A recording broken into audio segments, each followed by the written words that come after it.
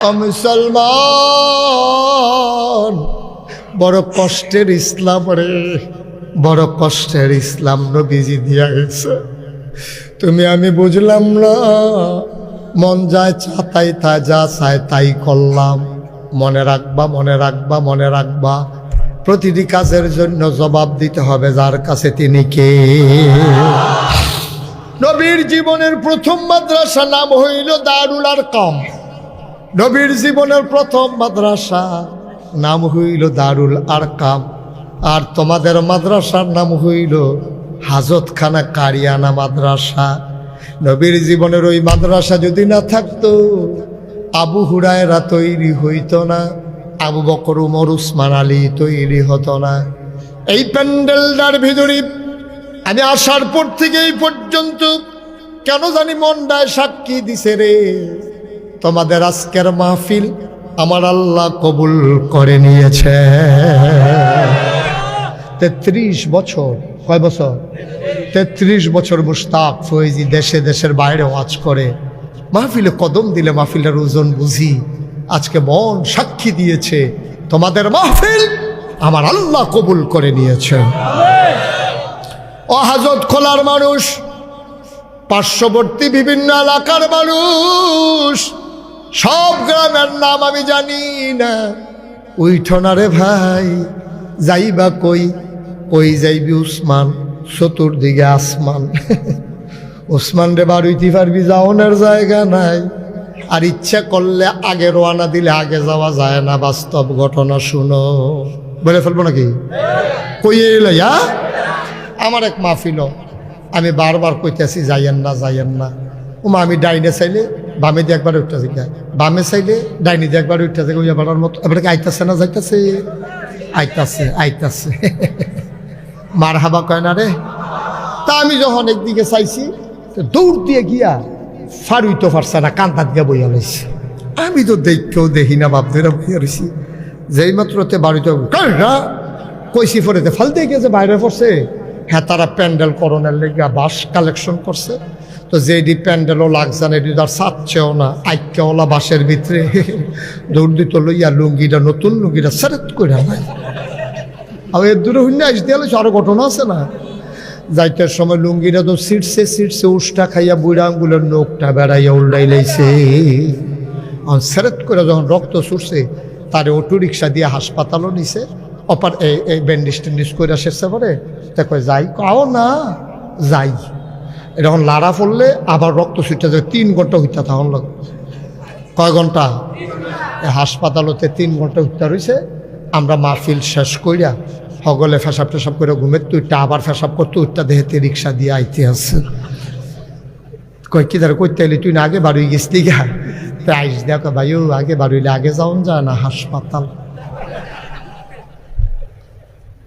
ইচ্ছা করলে আপনি আগে যেতে পারবেন না তো, আল্লাহ যদি না নেয়। ঠিক কিনা কম?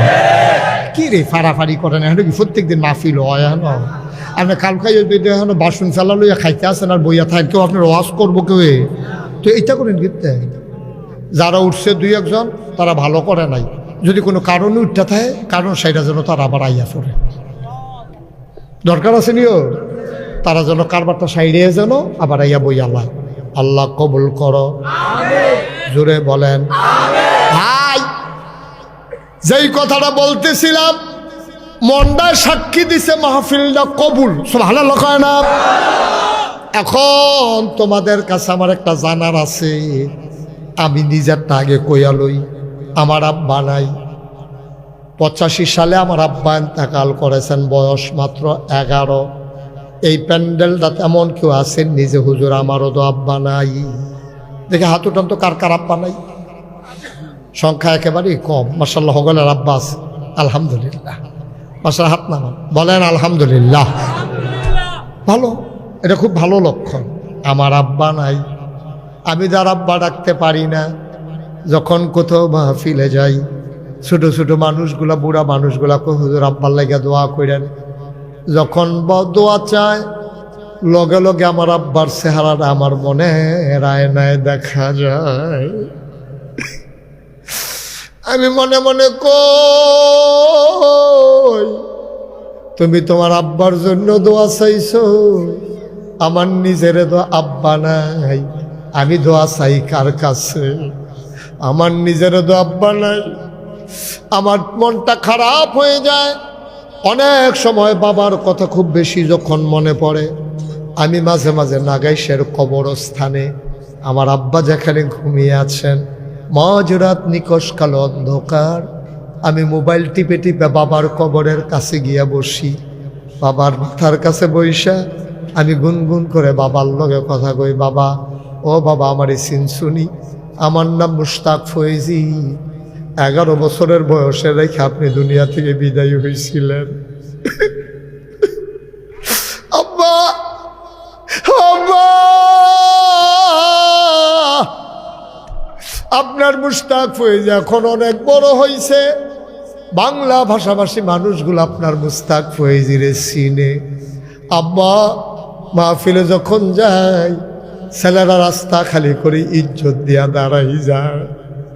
আপনি তো আমার আব্বা, কতদিন হয় আপনার দেখি না। আব্বা, জানতে মন চায়, বাংলাদেশে শৈত্য প্রবাহ চলতেছে আর মানুষগুলো বড় কষ্ট পাইতেছে। 3টা মার্কিন চাদর গায়ে দেওয়াইয়া,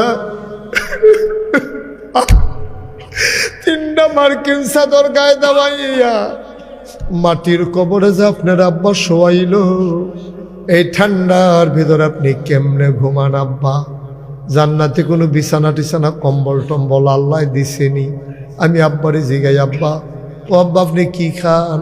কবরে কি খাওয়ায় আপনারে? আমি কত কথা কই, আমার একটা কথার জবাবও আমার আব্বায় দেয় না।